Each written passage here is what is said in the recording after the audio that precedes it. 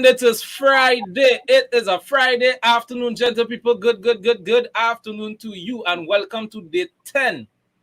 Day 10. We coming down, people. Today is day 10 of our Virago Warrior Woman series. I am Dexter Springer, your host for the afternoon, library assistant one attached to the Arima Public Library of the Public Libraries Division of Nallis. Yeah, that is a mouthful. I practice that plenty. Right, so we're here today, and we have our Virago Warrior Woman. We have our author of the month is Mrs. Michelle Borrell, and she is featuring her new book soon to drop on the 21st. The launch is on the 21st, releasing for sale on the 25th, and it is entitled Virago Warrior Woman, the Butterfly Edition.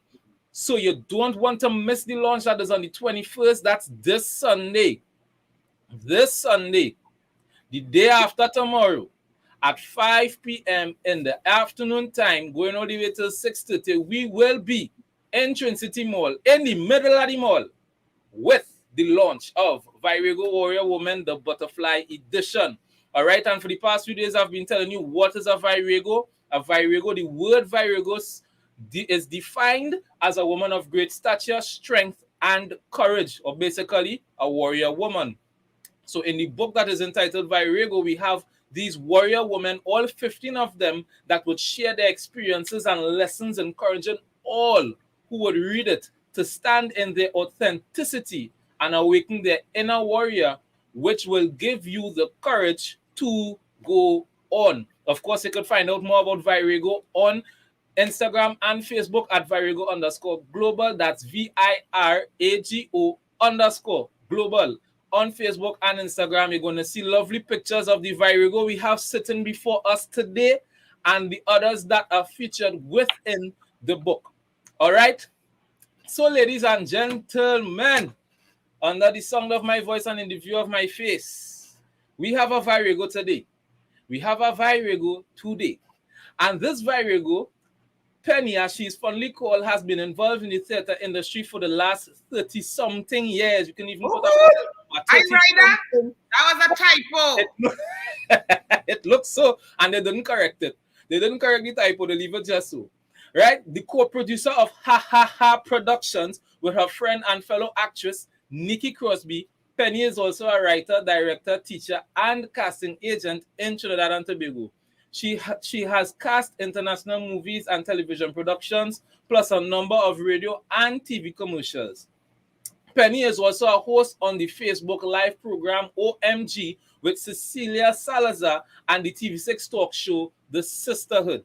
She has acted in plays such as Jean and Dinah, The Owl and the Pussycat, Mary Can Dance, Man Better Man, Run for Your Wife, Best Little Whorehouse in Guapo, Desperate Housewives of Port of Spain, Pizza Man, Carnival, Medea, the Calypso Girls, What My Best Friend Did to Me, and The Naughty Minister. That's a lot. I mean, even call all. She has also appeared in films such as Bazodee, The Cutlass, and Play the Devil. She has written and directed shows such as Think Like a Lady, Act Like a Man, Hott Mouth Granny, Midlife Crosby, 50 Shades of Gravy, and The Ridiculous 6.5, as well as many children's productions such as Circus, Magical Kingdom of Oz, and Pinotitto and Zico. Right? Penny has been a drama teacher at the International School of Port of Spain, St. Andrews, St. Francois Girls College, St. Monica's Prep, and currently teaches drama, storytelling, and creative writing at Newtown Girls. The artistic director of Necessary Art School Production, she runs a 3-month basic acting theater course for adults. Penny has just completed her first children's storybook with Lila Prasad titled Tales from the Forest. They are working on their second book. She runs a children's production company with classes on Saturdays at Necessary Arts.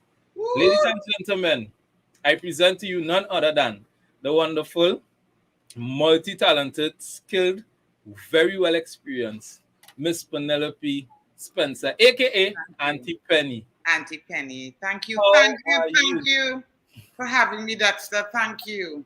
You are most welcome. It is a pleasure indeed to speak with you like this one-on-one. And of course, many of those who are looking on We already see the comments coming in. Laurie is saying hi, Auntie Penny with a lot of ease.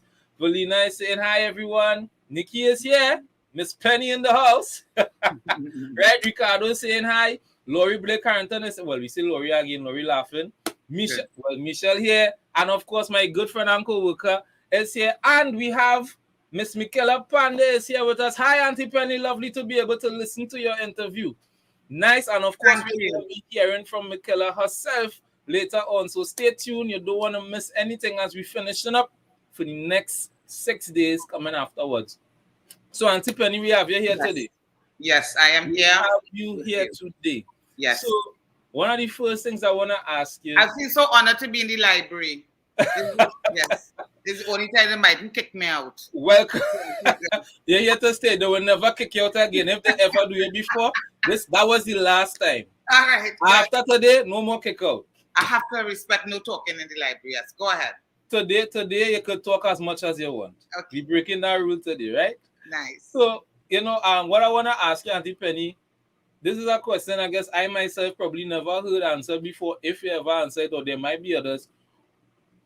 What was it like the very, very first time, because you're doing this thing for years, for a literal lifetime, what was it like the very first time you got into acting and theater? Ooh, you get me frightened there. Where you going, boy? Don't worry, I ain't carrying it too far. I got into acting and theater really by chance because my first love is dance. I love to dance. I started off dancing since I was like 8 years old. After kicking down all the ceramics and the little ornament my mother had in the house, she said, "No, you go outside, go by Arawak's dance company, go by Torrance." And so I was always a dancer. But then I went to an audition in Port of Spain, and it was a musical. I didn't go to sing, just to tell you that.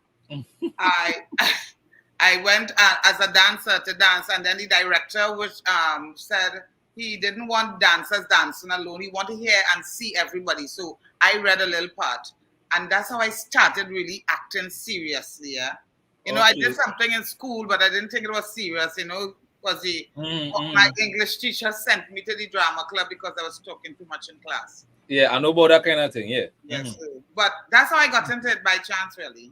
All right. So then you said your first love was dance. So is it that, and you say it's by chance. So is it that your first love still is dance and you would rather dance, or you end up falling in love with acting and everything to go along with theater and dance? All of it. All of the above. Because my first love is dancing, but my knees are telling me a different story. Like they have their own, their own mind. They're playing fast. Don't worry. Yes, they're playing fast. The two of them. Playing fast. But I love acting. I love plays where I could combine the both, like Jean and Dinah and American Dance. There are two plays that dance and acting is prominent, and I really enjoy doing plays where I have to do both. Beautiful. Dance. I love dance. I love the expression of dance. I love to express without words sometimes, Okay. And I love dance for that.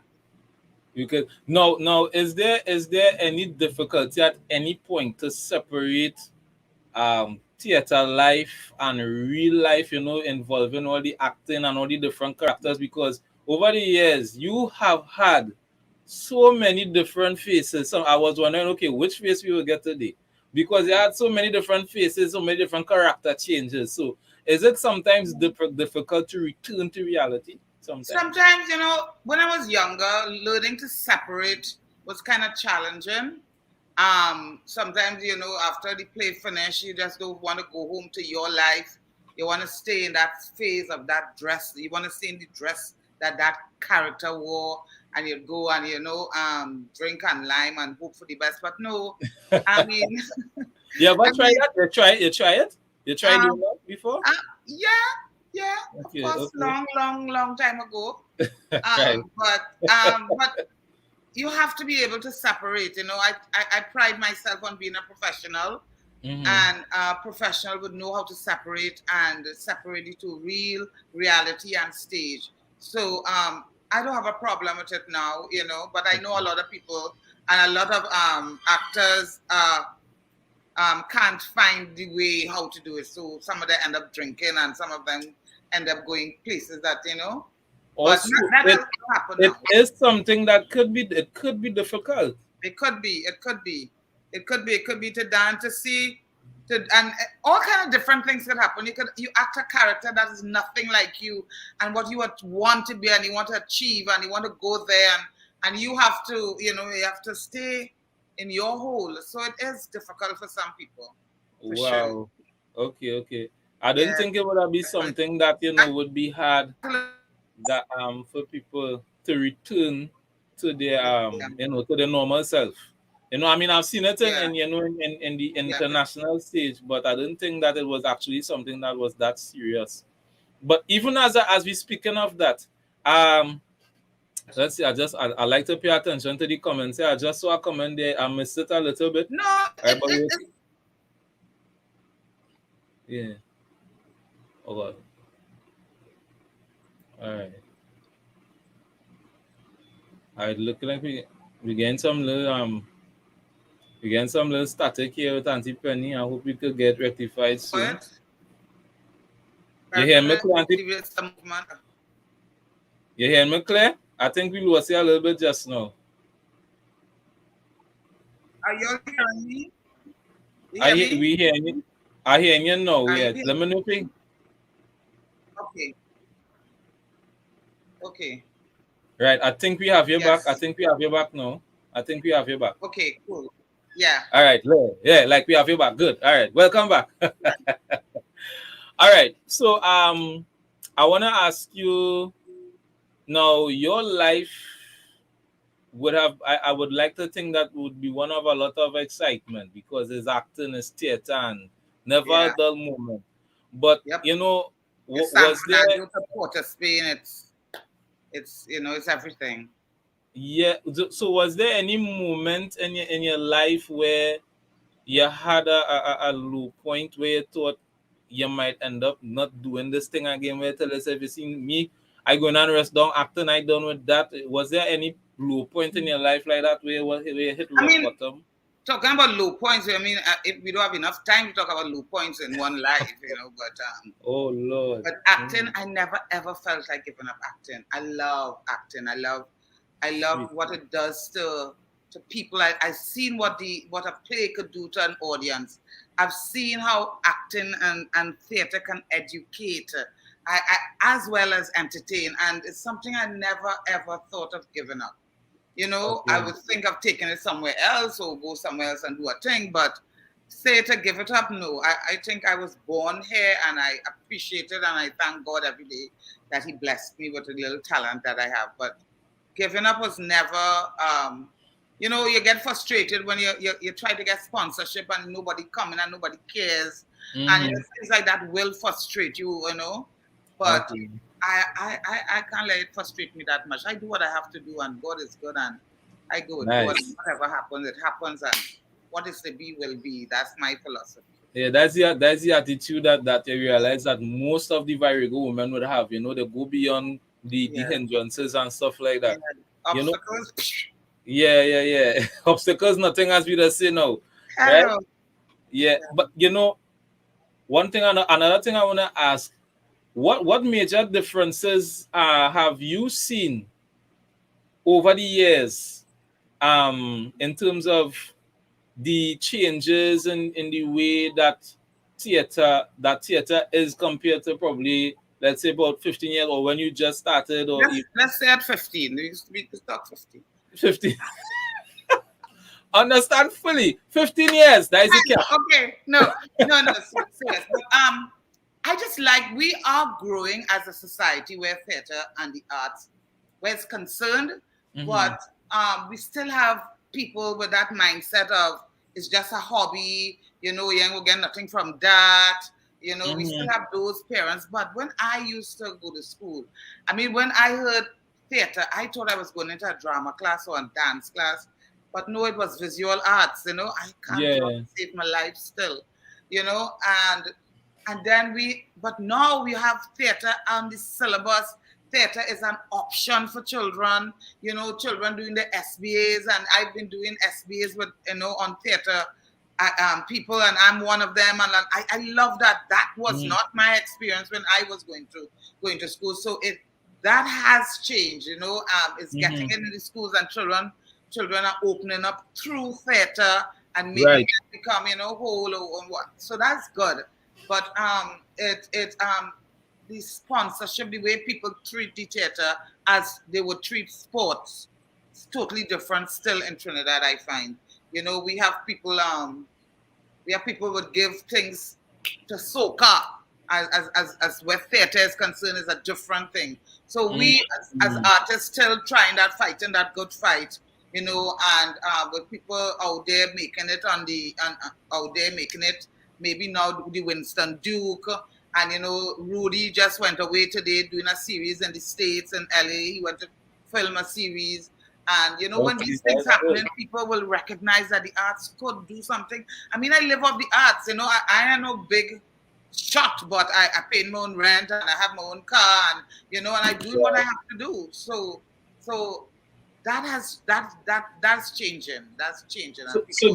So you think somebody who, let's say somebody who had the passion that you would have had all those years ago when you began, you think somebody who now having that passion will be able to come into theater and build a life off of it the way you would have gotten the chance to do at this point?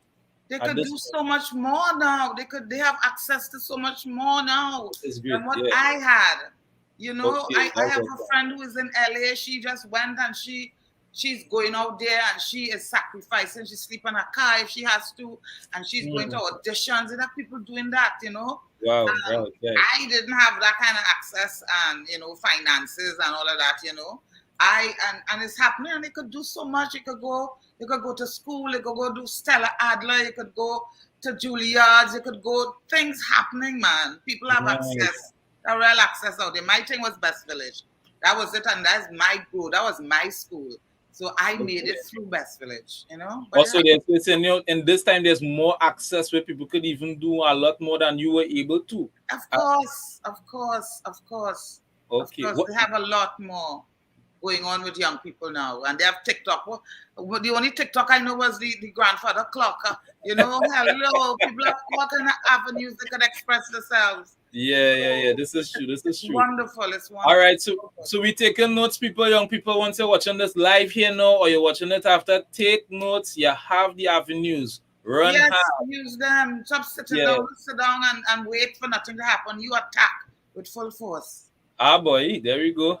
So tell me then, what was your most memorable or your proudest moment in your career? That one moment where you will never forget for the rest of your life, that you would say probably even would have made you say, "This is why I got into theater." What was your proudest moment? There were lots. Okay. There were lots. One of them would be the first standing ovation that I got. When people stood up and applauded when I came out and I bowed, I was like, it is real. It happens. All right. That's very that stands out for me in my life. The first mop a drop, and because that's how I used to get to town to transport myself from San Fernando to Port of Spain to rehearsal, because I had won $10 and that was to get back home. So I had to mop a drop. So I just one day I banged my belly and said, "Betty, do it," and I did it, and they stopped. And that was outstanding. I used to make pylori to sell to make money after a while, and I had the balls. I said, "Okay, Penny, you're gonna do it," and my neighbor pushed me, and we went, and I used to sell pylori and beef pies and coconut drops and in the hospital in San Fernando, and I would sell these things and make money afterward because I couldn't mop drop for a while. That's what we used to call it long time. Mopping drop. Yeah. And I'm proud of all of those moments. I'm proud of my son. I love my son. When I gave birth to my son, I'm proud of that. I remember that vividly. So I have so many. Yeah. So that's among them. All right. Awesome. This book I am proud of. Virago, I am proud of being a part of it. I'm proud of KFC and Medical Associates and Extra Food and Trinity Mall and Nexus Advertising and GMGT Live. I am proud of them for coming on board because sponsorship is so hard to get. So these people, Yes. thank you. I'm proud of that. I'm proud of We always grateful for people who could see the dream in us and help us to carry it forward. So we're grateful for that. It's a lot to be proud of. Proud of Necessary Arts. That's my baby. Newtown Girls. I love that. Those are the things I'm proud of. Well, I guess that's the next book we will get from you. The things that I'm proud of in my life as a theater artist. Yeah, so nobody would buy it though, because people don't like other people to be happy. But we will talk about that in our next interview. How you deal with that? How you deal with negativity, Auntie Penny? You know what I did, and I want to tell people one thing: it never stops. Negativity never stops, no matter how old you get, or no matter how known you might become, or how much icon you think you are. There are always people out there who always look at you and try to bring you down. And that happened to me the other day. And I was like so shocked to hear this person really talking negative about me. And I was like, wow. And I was like, it never ends. It never ends, no matter your age. But you know what? Negativity, nothing. So I don't negativity, nothing. Never ends. And I'm really sorry for people who are not strong-willed to deal with that. That would be difficult if you don't have the mind to deal with it. You know, even as we had spoken to Shannon, she says she has learned the art of selective listening. Selective listening. I'm not going to let it guide me or define me, you know, what people think of me.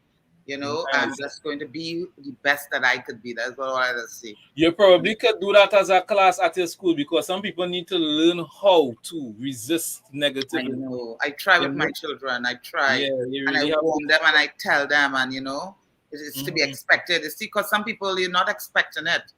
You see, when you don't expect it, it's surprising and it hurts the most. When you don't expect it. So you have to kind of brace yourself first. Yeah, get strong. Yeah, all right, good. And armor. So let me check in on these comments. I see Nicole Nimrod Blake is saying, big up Auntie Penny. And we have Leanne. Leanne is just saying, we are proud of you, Auntie Penny, with love. Keep inspiring. Keep inspiring. So let me ask you this then, Auntie Penny.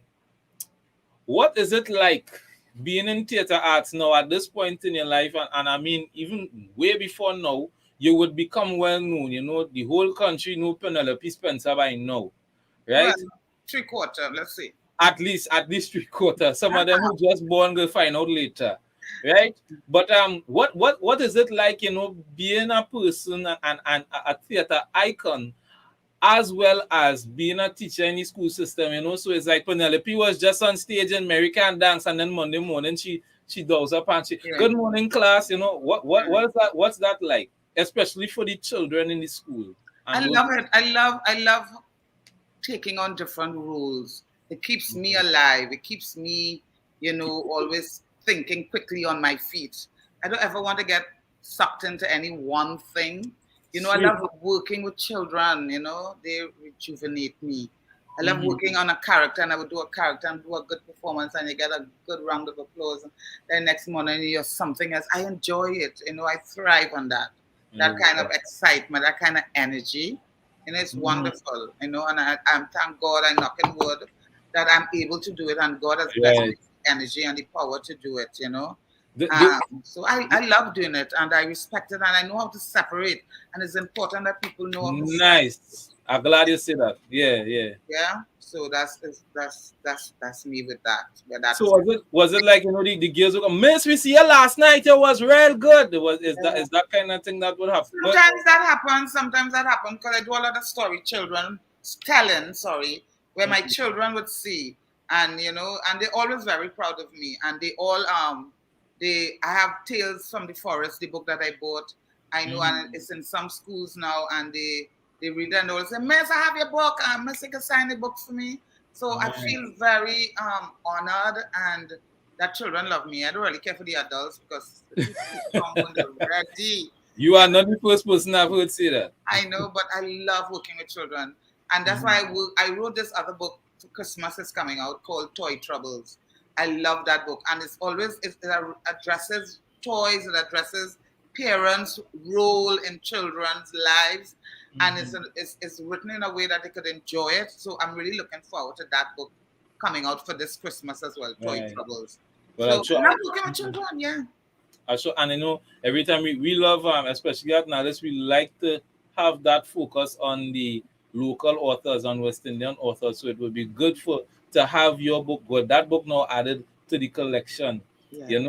And as you're speaking of books now, give us your version of how Virago began. Give us your version. Tell your version of the story. How the whole idea for Virago come about to bring all these women together? 15. I say when Misha come and say, "Penny, have this idea. What do you have book, man?" I say, "You're 15 and hello, that have drama in it."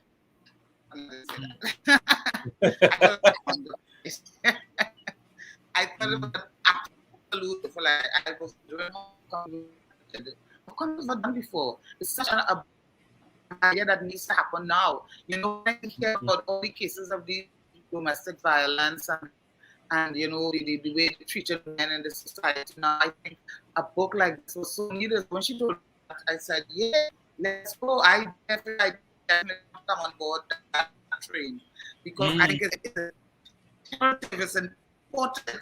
It's so needed right now. And I had a plan. I could just this area of Circus. It's like a manual for life for women. It's something that everyone gets from that book. There's stories that would go like sorry and laugh and then sorry, right? Oh, like that. I like that. But so when so seeing that how it all materialized and what's happening, I said I'm so glad that Michelle stuck with it because she's such a trooper. She's such a go-getter. She makes up her mind that she wants something to happen. It happens. And I like that about her. I like that kind of energy myself. That's how I think. That we're doing it or we're not doing it. Let's go. But don't halfway do it. I hate halfway done things. That's one of my pet peeves. I always tell my children, you're doing something, go wholeheartedly or don't go at all. But don't do halfway things. Don't, yeah. But I thought this book was an exceptional idea. Right. And one thing now is we're looking at 15 women here and their stories. And when I was looking at your interview with Mr. Johnson on the AM show, you mentioned that a 16-year-old young lady could pick up the book and read and learn and stuff like that. But what do you think about the book's impact, and today being International Men's Day? What do you think about the book's impact on men? You think that men could actually read this book and glean from it? Definitely, I think so. I think my son could look at this book and read from it and learn from it. Because understanding the way women think is one of the things that stands out in this book. Sweet, yeah. And if you're a man and you want to know how women think and you want to know you could read this book and get a lot from it. When you see the trials and the tribulation that some of the women went through in these stories, you would understand them better. Yeah. Sometimes we really take things for granted, We assume that that guilting. No, it's not that at all. It's not that at all. Man or woman, any woman lessons are universal. Everybody learn from that. I always say, and this is not as I always tell Oli, I don't mama guy. I always say that a woman's threshold for pain is a lot higher than a man. I always say, listen, if men were to listen, I'm not going to tell you if men were the ones to carry every father would die at childbirth. Every single man will die at childbirth. So God know how you orchestrate this thing, right? Yes. Every mother will be telling, yes, your father was a wonderful person when he carried you, but he died. Men will die at childbirth, right? But women, I have always said, women have the greatest threshold for pain. So I salute women on that. All right. All right. So let me go a little light now. What is one thing about Auntie Penny that might surprise us if you tell us today that we never would ever think? About me, one thing about people. One surprising fact. Who I think everybody know. I'm trying to think about something that people don't know about me. Oh God, I think my life is such an open book. I like fruit juice. No, that's boring. I have 4 granddaughters. I'm really proud of my granddaughters. That is a surprise for me, at least. Yeah. Serious. I have 4 granddaughters that I love. Wow. Yes. My one son gave me 4 granddaughters. Wow. Yeah. He's a trooper. Yeah. He's a trooper. All right, cool. There you have it. Huh? Trooper is a word we could use. Auntie Penny, listen. No, you don't have to write it, man. You should have put it in black and white. Why?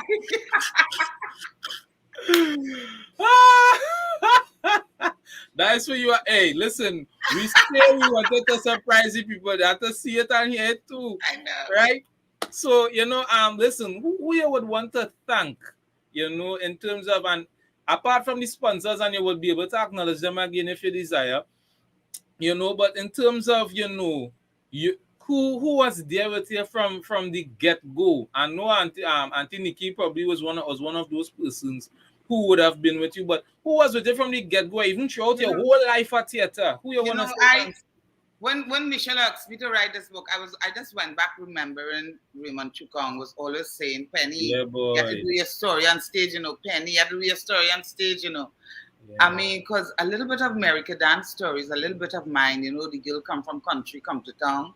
And, I would tell them little stories about my life. So Raymond used to always tell me, do your story. So Raymond was my first thought when I thought about this. And there are people like Tony Hall. I wish he could have been around to see what I've written. These are 2 men that I really respected. But then I have Ifibo Wilkinson here. I want to thank him too. And my darling, Mary Coffey. She's a writer as well. Mm-hmm. She is one that we started working together just like how it's just magic. I've met 2 wonderful women in my life in the last 2-3 years, and Mary Coffey and I know Michelle here is not very long time, but working together this closely is something I really like. So I like Mary Coffey. She's the first person I gave to read it, and so she would say, "Oh God," because I started cussing in my first dialogue was cuss. She said, "Penny, I would rethink that." Okay. Yes. So I love Mary, and I take advice well. It's not all about me. I like Mary Coffey. She was one to guide me through the story. And my family and my friends, I have some really good friends out there who has always been supportive, and some of them will be reading it and might be a little shocked, but it's just part of the life story of Penelope. I suppose. It's just part of the life. That's all it is. I want to thank all those people that's really been there helping me and guiding me and keeping my story alive, because my story far from finished. That's just one chapter. All right. So wait, could we expect? No, I know you're going into writing the children's book. Could we expect more from you in terms of writing? See, I don't know. This story, writing this chapter was such a release. You have no idea. It's like such a. I wanted to give it away and let it go because I just wanted to change all the time. And I don't know, should I write that? Should I really expose this about yourself, Penny? So I don't know. I don't know if I want to write anymore about myself. I don't mind writing stories because I love to write plays. I love to write monologues. Yes, we knew that. Yeah. I like to write children's stories, but I don't know. Maybe if God guides me to go there, I might. But it was such a heaviness. Yeah. Well, we will wait and see. We will wait. We have some time, so we will wait. If people call for that, maybe I don't think about it. Yeah, we will wait. We will call for it and wait for it. So people, there you have it. We have spent the last half an hour or so with Auntie Penny here, and we are grateful to you. Miss Penelope Spencer, let me call your full government name. We want to thank you so much for joining us, for being with us. Nallis appreciates it. Arima Public Library appreciates it. All our viewers, I am sure those viewing now and those who will be watching the replay, we appreciate it. We appreciate you and all the work you have done over the years. I believe by now you're a household name. We know you. We love you. And we are grateful. It's according to the house, right? So people, listen. You want to see Auntie Penny's story? Yes.